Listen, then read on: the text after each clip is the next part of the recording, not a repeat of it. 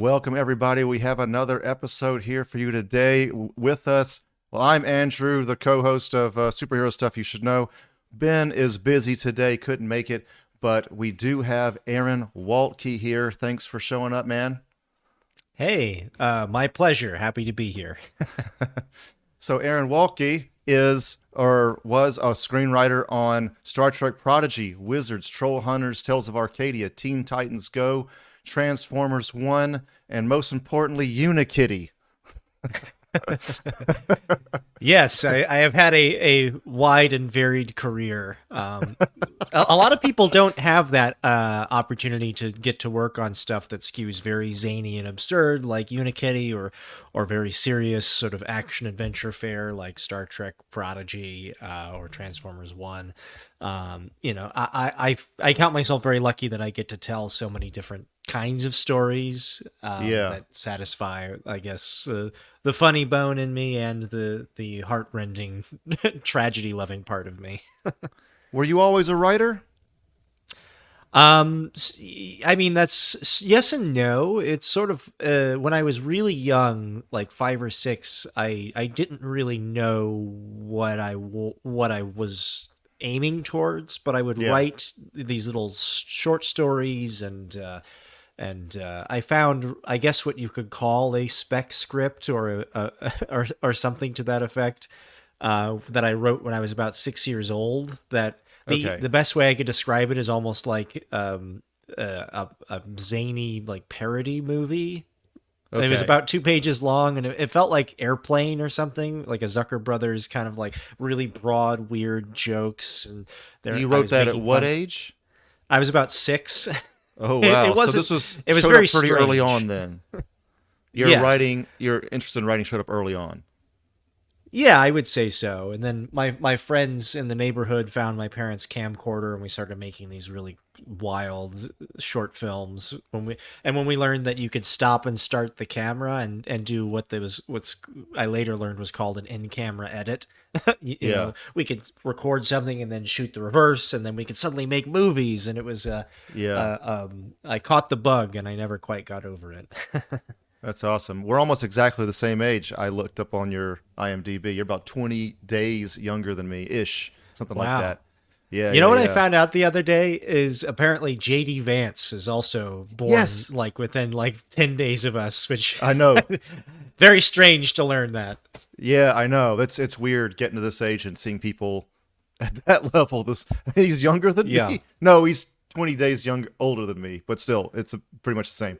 But yeah, anyway, so you're from Indiana, right? That's right. Yes. I grew up just south of Indianapolis in a small suburb called Greenwood, Indiana. My grandparents and my dad's side of the family, grew up in Bloomington, Indiana, famous for Indiana University, and whatnot. And, my mom's side of the family is from the greater Buffalo, New York area. So very kind of northern tier Americana upbringing. Got it. So I felt like I had a pretty good sampling of the sort of northern Indiana, northern America, and then also the Midwest vibe, and then also a good healthy dose of Appalachia as well. I'm from the Southeast, so we don't really have... The Appalachian thing doesn't start until maybe the southern tip is in North Georgia, but that's sort of a almost different culture at that point. But yeah, so I assume you grew up watching a lot of movies, and then you decided to move to Los Angeles. Is that how it happened, pretty much? Yeah, more or less.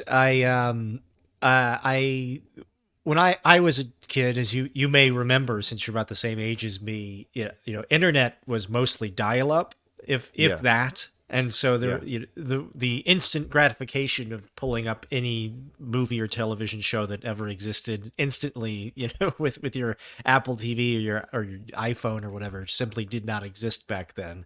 So and Indiana is not especially known for being a terribly exciting place to live. There's a reason that Indianapolis's nickname was Naptown. Oh yeah. But I grew up between two cornfields, and I didn't have really access to anything besides my imagination, which I alluded to. I satisfied by making these little short films with my friends, and also just like the local Blockbuster we would keep permanently rented out of every sci-fi and fantasy movie.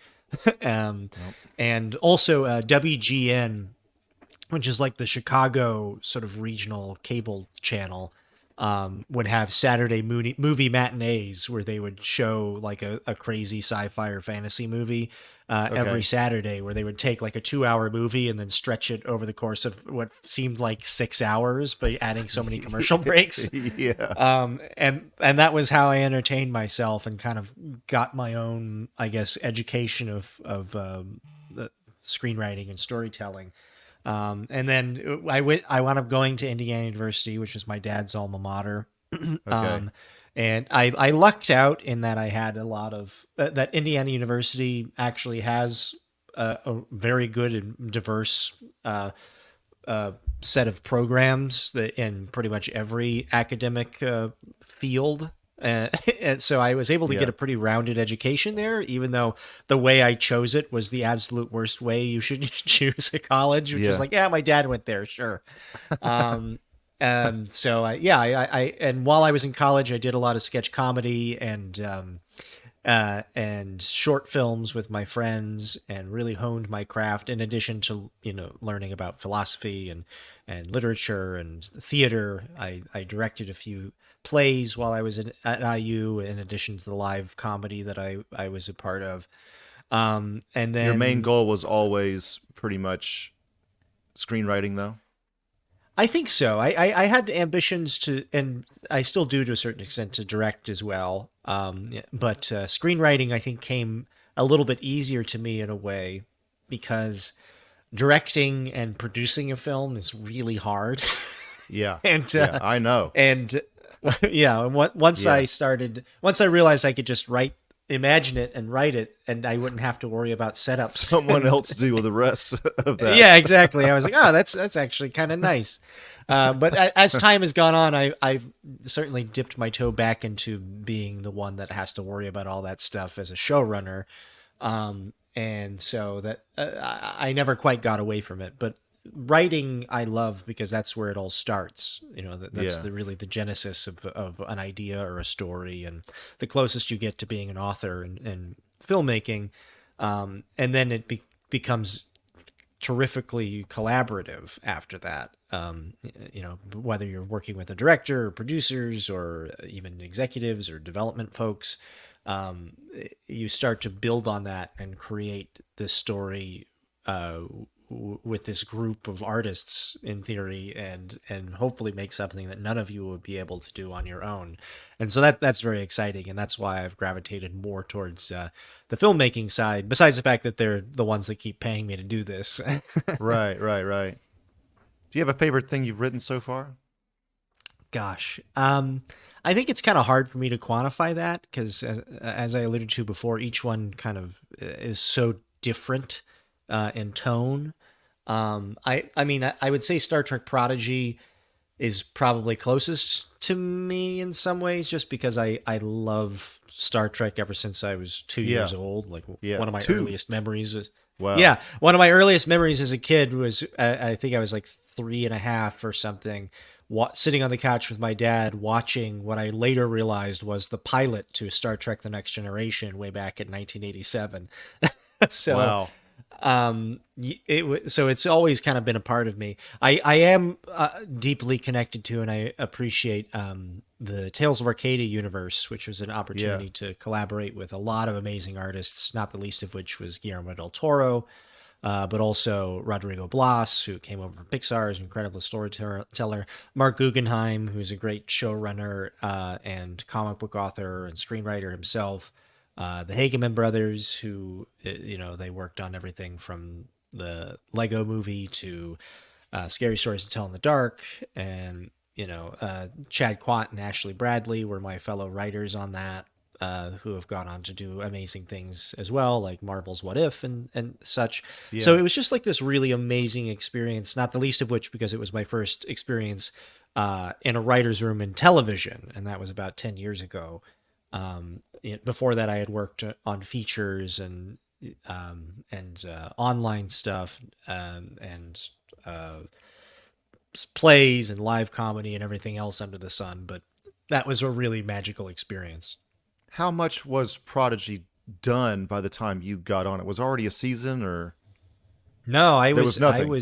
I was there from pretty much the beginning. The Hagemans sometimes would Okay. joke that I was like employee number one because Oh, really? when the show was first pitched, myself and Chad Quant, we were show running a series called Wizards Tales of Arcadia at Netflix, Yeah. and then the Hageman brothers had the office next to ours, at because they were working on the movie Rise of the Titans, which was going to sort of capstone the entire Tales of Arcadia trilogy. So we were Gotcha. working on the end of the TV series, and they were working on the movie, and we were already like collaborating. And I remember it was like end of October or something. They popped into my office and they were like, "Hey, you like Star Trek, don't you?"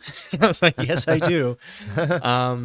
And they kind of explained that they'd had this meeting, the secret hideout, and they were really interested in doing a show that was sort of a YA animated Star Trek series with the Troll Hunters folks. And I worked Was on there Troll any Hunters. for that And that show? was that. I've only seen the pilot so far, but for Prodigy, was there any sort of other than saying Star Trek for kids, did they say anything else? Like, what was the charge for the show? What was the mission? Or was that pretty much it? Well, I think the mission, more than anything, was to bring new and young audiences into the Star Trek universe. Right. Because at the time, Lower Decks wasn't out. I don't think Picard was even out. It was just Yeah. the original 5 shows and Discovery at that time. And so it was common for people to ask, well, where do I start with Star Trek? And the Yeah. answer was always like, I don't know, watch like 100 episodes of it and you'll get the gist. Watch watch Next Generation, but not the first 2 or 3 seasons. Yeah, exactly. Like there was not wait, like what? there was not an obvious answer. Like Strange New Worlds was still like a twinkle in Akiva Goldsman's eye. Like there Right. was nothing that was expressly designed to onboard new audiences. And so that was a major part of the mandate of Star Trek Prodigy, was to just find an on-ramp that you don't need to necessarily know anything about Star Trek, and we will take you episode That by is cool. episode and show you the value of it and also the things that we love about it, and Yeah. hopefully add to the story in such a way that we're not just playing the greatest hits, but actually, just as the realm of the Federation and Starfleet changes our Yeah. kids, our crew also changes Starfleet, and as the show goes on, you'll see that's exactly what happens. So, Star Trek Prodigy is different kind of thing because it's for kids and Lower Decks as well. But I don't know how critical you can be of Star Trek since you're in that world professionally. But I would like to say before we move on to the next point is I'm also a Star Trek fan. I don't know every single thing about it, but I've been a fan for a long time. And one thing that I've kind of noticed over the years, and I won't say which series is doing this, but it kind of feels like they've kind of lost what made the original tick, in the sense that, how can I say this?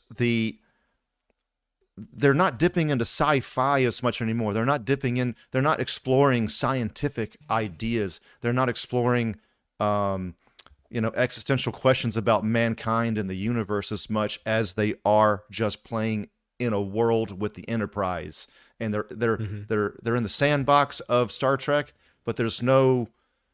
It feels like the older series, especially original series and Next Generation, it felt like there were kind of deeper themes being explored all the time. And I feel like that's sort of lost in some of the more recent seasons. Do you feel that way at all, or is that just me?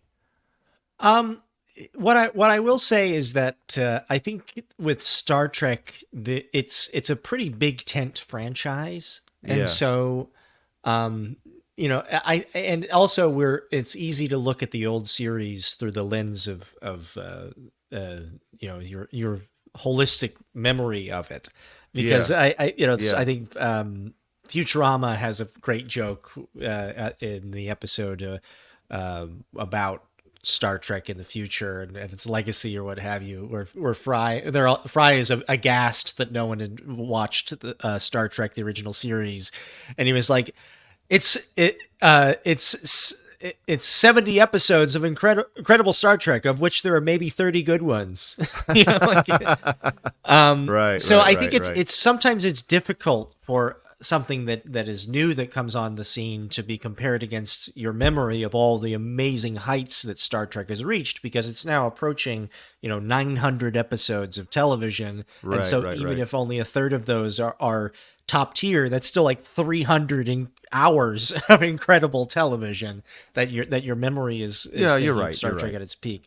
But I think there's always a little bit of as you alluded to before, TNG took a couple seasons to kind of find its feet. Yeah. And I think every show is no different. That there's always a little bit of calibration of like how far afield can we take this to do something new, and then kind of bring it back and show that this was part of the greater tapestry of Star Trek all along. So that's nothing new, I will say, to Star Trek. There's always a little bit of exploration in the literal and figurative sense. I think that's a reasonable take. I think for me, this is just my personal opinion. I'm not quite as taken up by world building as many other people are. The world building's obviously important with something like this, but I feel like for many that's like their main thing. That's all they care about. But I guess I care more about, I don't know, deep themes being explored or whatever. So that's just how I watch you're stuff. Right. I think you're right in the sense that world building is great, and having names for alien races and 30,000 years of history and such it's always nice to have that figured out, so it doesn't feel like it's not it doesn't have a it's not just being made up on the fly. But you're right that ultimately the key to a great story, you do need to have sort of a deeper theme, and you need to have clear character arcs with ups and downs and betrayals and acts against your own understanding, and then coming to that conclusion too late or just in the nick of time. Just the fundamentals of a good story as well always comes down to character and emotional truth. So you have to find a balance, certainly. And I would say all of television, not just Star Trek, has varying levels of success with that. Yeah. Okay, cool. Well, I do love Star Trek, but let's get to something that is a little bit more closely related to this podcast in particular. It's a lot of Batman content on here. Ben One is a Batman expert, pretty much, I guess you could say. And I'm the learner on the podcast generally whenever he's on. And sure. But you did an episode or more than one episode of Teen Titans Go? So I have written, co-wrote an episode of Teen Titans Go. Okay. Some friends of mine were asked to guest direct an episode, and they were allowed to do pretty much whatever they wanted. And they came to myself and Chad Quant and asked if we wanted to write an episode. We're like, yeah, we want to play in the DC universe. It was an episode called Movie Night, where they're just, I don't know if you've seen Teen Titans Go, but it's very much sort of an absurdist comedy take on the superhero lifestyle. And so the premise is they're just trying to figure out something to watch on movie night, and it becomes like this insane adventure through all, as they're fighting over the remote, suddenly becomes a Western, and then they're trying to make popcorn and the microwave explodes and it becomes a war movie. Like it's pretty fun. I've been told by Teen Titans Go fans that it's one of their favorite episodes, so I'll take that. Certainly. What was the name of the episode? Movie Night is the name of the episode.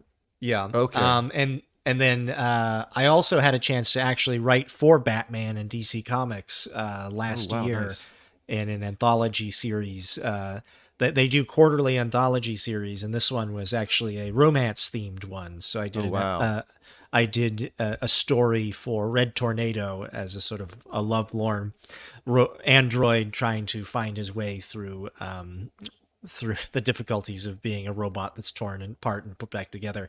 But there's a segment in the wraparounds where he's at the Justice League Watchtower and Batman is concerned about Red Tornado's being alone on Valentine's Day, and it's actually quite bittersweet. I like how it came out. How can people search for this that you wrote, this anthology? So the anthology is rather amusingly called "How to Lose a Guy Gardner in 10 Days," I believe. Okay. Were you so a Red you can Tornado find that. fan? Go ahead. Oh yeah, I really loved Red Tornado. I especially really liked how he was portrayed in the Justice League cartoon animated universe. Yeah. I thought there was something very interesting with analog to Data, with that sort of robot learning to feel kind of a thing, and dealing that there's a soul that's trapped inside this mechanical shell, and and I think that I always really enjoyed that in both Justice League and Young Justice, people kind of playing with that, tying, and it may not the least of which because it reminded me a little bit of Data from TNG. So yeah. So you put a little bit of your Star Trek love into that. Was it a little bit? Yeah. Is it difficult to write that kind of level of zany comedy for Teen Titans Go? Seems like that's not really, because I actually have a pretty wild sense of humor. So I think we wrote the first draft in like a few hours, and it's only 11 minutes, so you can like bang through it pretty quickly. And once you have the structure of any good comedy sketch or whatever, it's pretty easy to just play. Did you grow up watching? Go ahead. Sorry. Oh, I was just like, I was such a fan of DC growing up, because maybe that was what your question was. I did grow up watching all the DC animated shows as well as the Marvel shows to a certain degree. I did read comics as well, but I wouldn't call myself like a super comic lore guy. Like I know more than the average person. Certainly, but I think there, as you probably know, there are like tiers to comic book fandom. Yes. And there was a stretch where I tried to read every single comic that, especially when they started doing the big canon universe, multiverse events and stuff. And it became like so much of my time and so much of my paycheck that I had to step back. But I do keep up on them, and I do really enjoy the stories and the universe. I perhaps contrary to you, I do love world building. Okay. Yeah. But I don't love it at the expense of a good story, if that makes sense. Yeah. I understand. I was going to ask, did you grow up watching Nickelodeon a lot? Because that was big when we were kids. Oh yeah, I mean that was zany, and I feel like when I watch Teen Titans Go, it's one of the few things that makes me kind of get the feel of '90s Nickelodeon. Yeah, for sure. I watched a lot of Nickelodeon. That I guess in my childhood brain, Nickelodeon was like top tier. And then when Cartoon Network came along, they were kind of like the upstart and had a lot of really great animated series on there as well. Toonami was pretty big in my household. That's where I got my first taste of a lot of serialized anime TV series. So that was pretty fun. So when I got the chance to work at Nickelodeon with Star Trek Prodigy, it felt almost like a homecoming. It was quite fun. Oh man, I was such a huge fan, and still am. But I've tried to do like a studio tour there or whatever, but it's kind of difficult. It seems like, I don't know. I've tried to get in. I'd love to see the facilities, because I was addicted to Nickelodeon for the longest time. Snick and all that. Every show on Snick, Saturday night Nickelodeon. It was just like kind of the place to be on TV back in the day. Oh yeah, I mean, as far as the programming that they created ostensibly for young people, I think they had a great variety back in the day. Are You Afraid of the Dark was genuinely terrifying at times. Hey Dude, you had shows that felt very kind of like, almost like a teen soap opera or something, and with comedic elements to it. It did almost by force expand my repertoire of the types of shows and stories that I enjoyed. Yeah, I think a lot of younger people these days, they don't. A lot of it's kind of been lost to time. I feel like because YouTube's taken over most of what young people watch these days, and um, a lot of people. I think people were in two camps, basically Nickelodeon or Disney. But I was just squarely in the Nickelodeon camp growing up. I didn't really watch much of the Disney Channel at all, really. Um, Well, I think for some reason our cable package that I had in Indiana, the Disney Channel wasn't immediately included. That was like the top tier thing, and so oh we didn't yeah, have access to it. okay, Except for, I remember there was like 1 or 2 weeks a year that for whatever reason they would make it free, almost like to yeah, entice you to add it to your cable package. And that yeah, always felt like Christmas, where I could just like binge all of these. Is like entering a different universe for 2 weeks. So yeah, just like, yeah. wow, they got sketch comedy I've never seen before, these TV shows I've never seen. And then it would go away, and that would be that. There was so SpongeBob is great. It's a great show, but it changed the network forever. And I confirm this. I have a friend that worked on Life with Loopy, which was part of the Kablam show, and he Yeah. said that like before SpongeBob, it was kind of a mom and pop network, and when SpongeBob came around, they made all the money in the world and changed it forever. And I remember coming back home from college one time and seeing my brother watch iCarly, and I was like, this is the Disney Channel, right? And he was like, no, this is Nickelodeon. And it just kind of felt like, oh, Nickelodeon has changed. They have their whole, corporate, their channel identity. They were just trying to copy Disney at that point, and I feel like they kind of lost it, probably. But whatever. I guess it can't stay the same forever. Well, I think the key is it's all right to diversify, but the Yeah, key is just don't lose sight of the stuff that was working before. yeah, That's the yeah, yeah, mistake that I think sometimes a streamer might do, where they'll try one thing and it'll be super successful, and then if it starts to have diminishing returns, they'll just completely blow it up and change course. Whereas I think a healthy ecosystem of different types of programming is always really great to capturing a wider yeah, audience, and then investing the time and the resources to allow them to grow and find an audience, which yeah. is becoming an increasingly scarce luxury these days. Was there any kind of talk when you were working on Prodigy that kids aren't watching Nickelodeon as much anymore? We got to get these kids off of YouTube. We got to get them off of TikTok. Was there any kind of conversation like that? I mean, I think those conversations are always happening across Yeah, television. The elephant in the room whenever you look at the breakdown of viewership numbers. yeah, You might have Netflix that's capturing like 8 or 9 or 10% of the audience, and Amazon has 5 or 6, and then the rest are somewhere below there. But nobody ever talks about how the rest of it is just like 50% YouTube. yeah, yeah, So yeah, that's the tricky thing, I think, is finding a way so that kids, and I guess adults now, see the merit of not just watching 4 hours of TikToks and you walk away from it with slightly numb and you don't have any memory of what you just watched. It's the equivalent. I don't have a problem with short form content. I think it can be quite fun and sometimes elucidating if it's like an educational one or whatever. But yeah, I think that it, if you watch too much of it, it like activates like almost like the lizard brain part of your psyche, that you're not actively engaged with it. You're just having it beamed into your brain to keep almost like hypnotizing you, because it's so quick. You don't have time to really have deep thought about what you're watching. And it's a little bit like eating candy for every meal. Like you need something a little bit more of substance to kind of chew on and mentally expand your horizons beyond just a million shots of like videos of people cutting soap, which I feel like is maybe about half of all of this sort of so-called viral short form content now. yeah, Or it's like pranks, soap, and then somebody yelling really rapidly about something yeah. that is usually not fact checked very well. No, not at all. Yeah.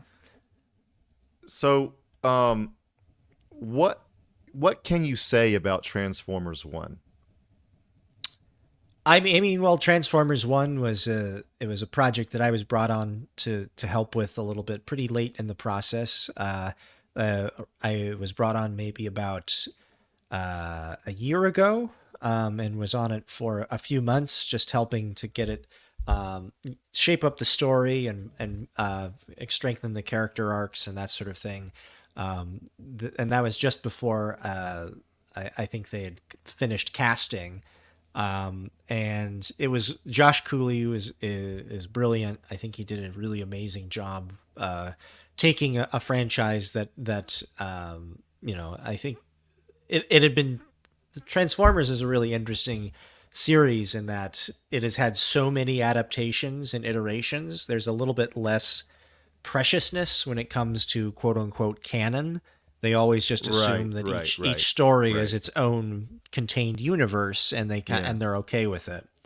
But Josh, from the get-go, said that he really wanted to go back to recapture what was enthralling about what they call G1 or the first generation Transformers, the one that I grew up with way back in the 1980s, the very first iteration, where while they were obviously kind of making it up as they went along, there was a pretty elaborate continuity and world building there that rewarded fans paying attention and watching every iteration or every episode of it. And so Josh created this really incredible story where we finally got to see it on the big screen, the relationship of Optimus Prime and Megatron before they had their falling out, because they always were alluding to each other as like, he once was my brother and this and that. But so there's obviously history there, but it was a great opportunity to work on a story that dove into that in real time and saw those critical days where these so-called brothers, get sucked into this civil war in the making. And it's, those sort of themes can be very powerful if you do them right, like almost mythic, like Cain and Abel. And that's definitely what Cooley wanted to evoke. I think they nailed it. Great job on that. I think, so I was scrolling through TikTok, engaging in brain rot, as I normally do. And I was going to see it anyway, because Transformers, as you know, was like the first, I think it was kind of ground one for fandom for me. It was the first thing, because of the timeline of when I was coming online as a human, it was the first like kid thing I was ever into. It's pre-Ninja Turtles, right? So I was going to see it anyway. I was a lock for this movie. But then I see this TikTok. They talked about the third act is actually good. And that really piqued my interest. I was like, wow. Right. Because that's, as your writer, you know this, right? That's where usually it falls apart. The ending's usually not great. And then, I go to see the movie, and it was like, yep, they were right. Third act, very good. I don't know how much I want to spoil it, but yeah, just what happens with Prime and all that is awesome. I was very into that. Yeah, I think, and that was a big part of, I think, what everybody was really focused on, especially when I was helping out on it, was like, whenever, as you say, whenever there's third act problems, it means there's first act problems. Yeah. And what we really wanted to shore up as we were approaching the home stretch of the film was making sure that all this amazing epic stuff that pays off in the third act felt like a surprising but a genuinely organic, almost inevitable conclusion of the seeds that were planted in the first going into the second act. And I think that's the tricky part for a lot of filmmaking, that it's why you need writers. There's a lot of films that I think are made by committee sometimes, and it becomes just a lot of stuff happening and cool moments, but it doesn't really hang together with thematically outside of like maybe a three or four key moments that were clearly shoved in at the last minute to give it some semblance of structure. But if you can have that vision from the get-go, or early enough in the process that every scene and every moment can matter in a way and build towards that story, it can really it's what elevates a story from like a C plus to to the B plus A territory. So I was very happy to see that the folks who have seen the movie really picked up on the minutia of the story, that we were able to kind of pull it together in a way that was perhaps surprising to folks that were used to a lot of the explosive spectacle of Transformers. I mean, it's great because I'm not spoilery, but like general themes discusses like a worker uprising. You've got and something about, I don't know how much you can talk about this. This might have been in the script before you were brought on, and again, okay to nix anything, but like something about true will with the ability to transform. It's kind of a deep theme going on in this movie. Are you able to comment on anything involving that? Yeah, I mean, some of those themes were already there when I was brought on board, but it certainly was, I think, key in my mind to understanding the transformation of their society and themselves being a functional metaphor of like, the truth will set you free, but sometimes at what cost? And I think that the elements that really stuck out to me that I really wanted to pull out with Josh were the fact that that knowledge is power in a literal sense, and those who can control the free flow of knowledge are the ones that can artificially put themselves in power. And if you really don't know what your options are, what's possible, then you assume that the way things are all they could ever be. And I think especially in today's tumultuous times, those feelings of what's possible and what's not, and the free flow of information, good information, I should say, not just whatever bad actors want you to see, is more critical than ever. Yeah, it's like on top of the fact that you guys kind of have like the Joseph Campbell kind of hero's journey kind of stuff in there. You did make transformation a theme. And again, I always key in on that kind of stuff personally, how I watch stuff. So I thought this was great. This was like I expected it to be okay, going in. I was like, it's the Transformers movie for kids, animated, Pixar's kind of style. Okay, cool. But then it definitely exceeded my expectations. It was great. Really great. Well, that's great to hear. I'm excited. It seems like it's kind of like one of those slow snowball effect, whereas like more and more people see it and they're like, oh, this actually surprised me. I'm keen to see how the audiences slowly are expanding, and maybe if we're lucky, we'll get to finish out the trilogy. We'll see. Did it have bad box office? I kind of forgot about that. I think the box office it underperformed their initial expectations, but it's growing as it rolls out worldwide. So we'll see. I think a lot of the our assumptions about what box office looks like are kind of changing year to year. Like even like Elemental, if you remember, Elemental came out in the opening weekend. It did like okay to underperforming, and then flash forward a year later, and it's like I think the number 3 or 4, like definitely top 10 highest grossing animated features of all time. Right. So right. Like yeah, anything is possible. And I think there's obviously headlines for opening box office, but it's the dynamics are changing. So I think we're very much still in play. Well, you got good word of mouth on Transformers 1, I think. So that's very absolutely important. Yeah, that'll keep the snowball going. It was also kind of violent at times. There was a strangling scene, I remember. That's how Starscream gets his voice, which I thought was kind of funny. But was that like kind of I don't know if you call it a mandate or whatever, but was that kind of a mission to kind of like, we're going to be a little violent because we're going to try to harness the energy of the 86 film? Was that kind of the vibe? Yeah, I think that was the idea, was just they didn't want to shy away from the intensity of the fighting and the violence, because they're robots, so they can lose a limb, and it's not necessarily a death sentence, but it still is pretty brutal and kind of badass in a way. Yeah, I know. I could feel like my child self watching the movie, and I was like, "Oh yeah, this is badass." Yeah. Um, all right. Do you have any aspiring? Do you have any advice for any aspiring screenwriters?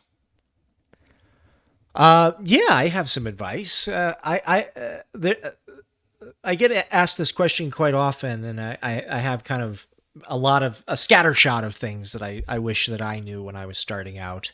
The practical advice that I can offer is that you're not going to be any the sorry the practical advice that I can offer if you want to be a good screenwriter is don't shy away from making stuff, because you're not going to get any better if you just want to be a writer. You have to write. And inevitably, the first few things that you write are not going to be good. It's true for everybody. There's Right. nobody who wrote the great American novel the first time they sat down at a typewriter or a keyboard. But the quicker you can get those trial runs out of the way, each time just look for the stuff that really worked versus the stuff that didn't, the stuff that appealed to you. And then you need to think about why that appealed to you, and then that will start to shape your voice, and it'll help you understand what you as an individual artist can offer. The stuff that excites you is the stuff that's going to show up on the page as exciting, and you have to learn how to sell that about yourself and your work. After you've written, the other thing I would say is, like, actually don't just write screenplays and then wait for the phone to ring. Get out there and actually make stuff. There's literally no reason why you can't take the movie studio that's in your pocket and make like short form sketches, or and you have the complete control of distribution. You can put them on TikTok, you can put them on YouTube or whatever, and just find ways to find the most talented people in your life, like the most talented actors, the best writers, the best directors, production designers, whatever, and collaborate with them, because they're rising tides raise all ships, and those talented people will push you to be a better artist as well. Practically speaking, you also need at least a few samples that hopefully show a range of what you're capable of, but all still fall under the umbrella of your personal story or vision for filmmaking or storytelling. I would also say, you don't need to just move to LA and shove your script into every single person's hand and say, make me famous. Like, because ultimately it's going to come down to the stuff that you make and you offer to make them pay attention to you. So don't turn your nose up at jobs that are like adjacent to what you want to do. Like if it's an assistant, or you're an editor, or just find something that is at least somewhat tangentially connected to making film and TV or whatever, and learn as much as you can about every step of the process. I would also say make sure that you don't only study film, because oftentimes the thing that will make you stand out as a storyteller is all the stuff that has nothing to do with movies or TV that you have experience in. As an example, one of the first TV writing gigs I ever got, it was the fantasy show Troll Hunters, and I remember in the meeting, they were like, we want to do something with like crystals and rocks. Just that's all they had said. So we want to do something with crystals and rocks. You know anything about that? And I found myself saying in the interview, well, I did win my state science fair on a project about the Mohs scale of hardness for minerals, and they were like, "Oh, wow, okay, You're hired." And we walked out of there, yeah, and then we got hired. So I don't think that was the only thing that got us hired. We had a good script too, but it certainly helped. It kind of was a lock where they was like, "Oh, well, you have to hire that guy," So broaden your horizons as much as you can. Take classes in things you think you might not know anything about, or in college I took classes in astronomy and music theory and history, and I took random classes in like I took a random class that was on the history of court life in medieval times, and I was like, cool. When is this ever gonna factor into anything? And then I wound up writing a show that was set in medieval times, so awesome. You never know. and just keep doing stuff. Like don't sit on your laurels. Whenever you finish a project, start thinking about what the next thing you want to do, and find ways to get yourself out there. And don't be afraid to explore the unbeaten paths either. Like I have friends that, kind of they plinked around the movie and TV business for a while with varying success, and then on a whim, a few years ago, they started a Dungeons and Dragons podcast, and it blew up, and now it's paying his bills. And This is Critical and Role? they, no, it's a show called Dungeons and Daddies. Got it. Yeah, and it was just like a comedy D&D podcast that now they're going on world tours and filling up venues, and That's they started a awesome. Patreon that has like 30 or 40,000 members now. So it's like, never be afraid of finding something that you really enjoy that can get across your sensibilities and hopefully find an audience, because the world is literally at your fingertips. You just have to keep trying until you find those one or two things that will cut through the noise, and that's when you'll know you've done it, is when people start paying attention. So just keep buying those little lottery tickets with every project you do. And inevitably you'll find something that will hit, and people will say, I love that script. Let's talk. And maybe that script won't necessarily get made into something, but it'll be a door. It'll be your calling card to open the door to other opportunities. And you always want to just keep those relationships alive, and jump at any possibility that you think you could do. If you can find a way to make it great in your mind, then those are the projects you want to be a part of. I mean, Steve Jobs talks about taking calligraphy. He used to talk about this, Exactly. like calligraphy courses in school, and it was like, who cares about calligraphy, But he was like, I do, basically, and then that led to fonts. Thinking of different. The idea of having several fonts was first an Apple thing or whatever. So yeah, it's good to kind of. I 100% agree. I think it's good to kind of flesh yourself out there and explore, kind of seemingly random, seemingly meaningless stuff that you just think is cool, Yeah, and the other thing I would say is it's always great to find your champions and find your tribe. Yeah. I think sometimes there'll be that you can beat yourself up saying, oh, if only I'd take that meeting with that person and done it this way, maybe then he would have hired me to be on this show, or bought my script or whatever. And you can't think about it that way. Like you're going to meet a lot of people in your journey, and you're going to hear no a lot. You're going to hear no, like for every yes, you're going to hear 9 or 10 no's minimum. And a better way to look at it, and I wish someone had told me this, is you probably wouldn't have wanted to collaborate with those people anyway. Yeah. I always say, like, if you're really cynical about it, and let's say you hate rom-coms, and then you meet somebody that just through some happenstance is looking for rom-com scripts, and you get a general meeting with them, and then cynically you just write a rom-com that you think will sell. Best case scenario, you sell the rom-com, and now you're the rom-com guy, and all you can do is write rom-coms, which you hate. So right. Follow your passion and find the people that share that passion and work with them, and it'll be the best experience, because you're all already on the same page, and you're just trying to figure out how to get it made. So, don't worry about rejection. Just keep your mind and your heart open for those moments of acceptance. Awesome, man. Just a couple more questions before we're out of here. What are your 4 top favorite films? You watch Letterboxd on TikTok or anything? They always ask everybody their 4 top favorite films.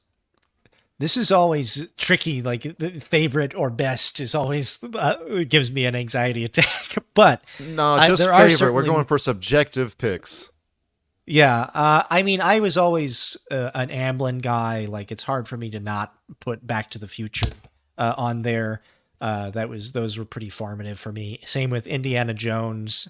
Perhaps I'm in the minority, but I think the Indiana Jones and the Last Crusade is the best Indiana Jones movie. Like, sit back and rewatch it sometime, and you will be shocked how much they squeeze in there. There's the flashback scene where you see young Indiana Jones, then it smash cuts to him on the fight, and then there's the great father son dynamic of Junior, and the adventure going from Italy to like a rally where he accidentally gets shoved in front of Adolf Hitler, who signs the book. Like, there's so much incredible stuff that happens in that book or in that movie. So I get that. That's got to be on my Mount Rushmore.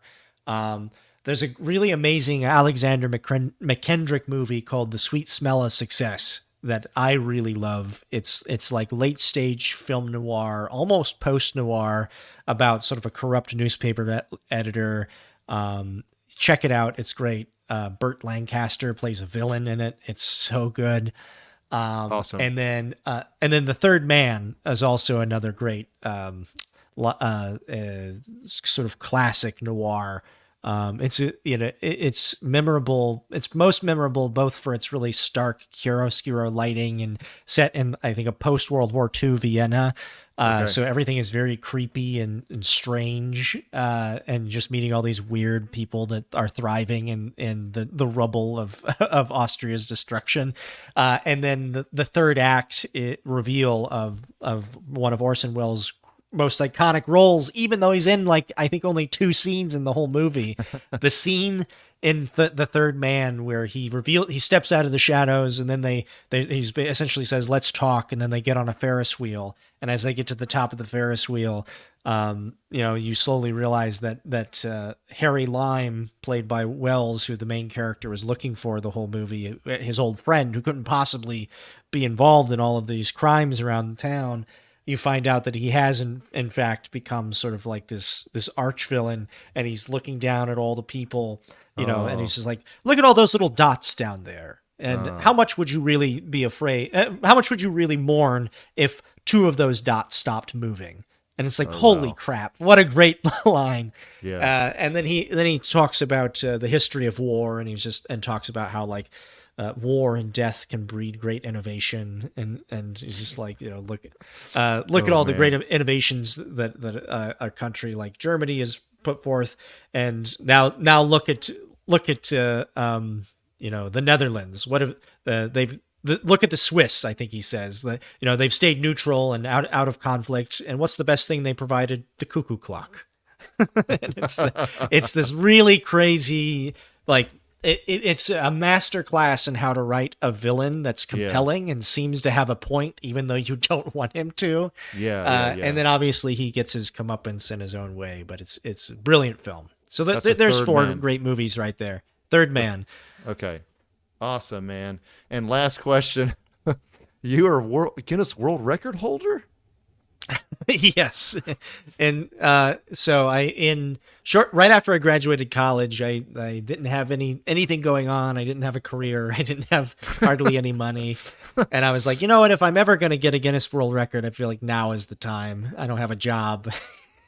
And so we wound up doing it as a publicity stunt for it was a publicity stunt in order to attract people to what we called our year-end best of show at our sketch comedy group in college. Okay. And so we handed out flyers that were like, "Come see me break a Guinness World Record and see a comedy show." And sure enough, we got like 450 people to show up to watch me break the Guinness World Record for most t-shirts worn at once by a single human being. What? How many shirts? Yeah. There's 160 shirts, which is not as easy as it sounds. I looked like the Stay Puft Marshmallow Man. It was like 100 pounds of shirt of like constrictive tourniquets. My limbs were going numb. I almost passed out. It was crazy, but I still have people bring it up 20 years later. That's awesome. It's on your IMDb. So I had to bring that up. Yeah, you can find pictures of it too if you poke around online. No one's broken it since then? People have broken it actually, but that's the beauty of Guinness World Records, right? Is that they could, it's a fleeting moment in time that the glory is yours. Yeah. Okay, man. Well, thanks for coming on. It's been a pleasure. Love talking about all this stuff. And anything you want to plug before we're out of here? I don't have anything that new that I can plug yet. It's all under NDA, but you can find me on all social media, Twitter, Blue Sky, Instagram, whatever, with the handle Good Aaron. That's at symbol GOODAARON. And if you find me there and follow me, I try to, anytime anything new comes up with the projects I'm working on, I will gladly post it. I'll post behind the scenes stuff of the movies and TV shows I've worked on. I'll provide advice. Sometimes I'll just, whatever nerdy thing I'm thinking about, I'll post there. And I if you ask me a question there, I'll probably respond if I can. So Go find me at Good Aaron on all social media. Awesome. And Ben's been working on his Alter Ego comic that will be linked in the description. That's a self-published comic by him. And I have been working in my time on directing and producing a short film called Metal Force, which is at metalforce.ninja. www.metalforce.ninja is the website. So check it out there. Still in pre-production for that. And that's pretty much it. Thanks, everybody. Thanks, Aaron, for coming on. Awesome. And thanks to our mutual friend, Aaron, for hooking this up. So thank you. And we'll catch you later. Hey, thanks for having me. This was a lot of fun. Yes, thank you. Bye-bye.